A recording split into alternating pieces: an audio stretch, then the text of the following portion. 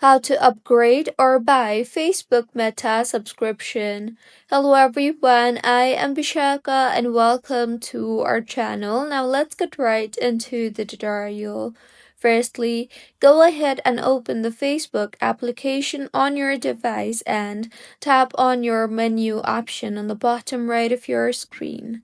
Here, tap on the settings option on the top right of your screen and then tap on the see more in account center option you see there. Now, in the interface that you will be led to, scroll down to the bottom and you will see the option for Meta Verified.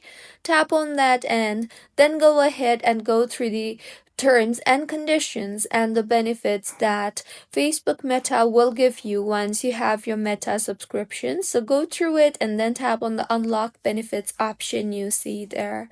You will then be required to make the payment for your account by choosing the preferred subscription. So tap on the continue button you see there and then go ahead and follow the on-screen prompts in order to complete the subscription process and completing your payment method.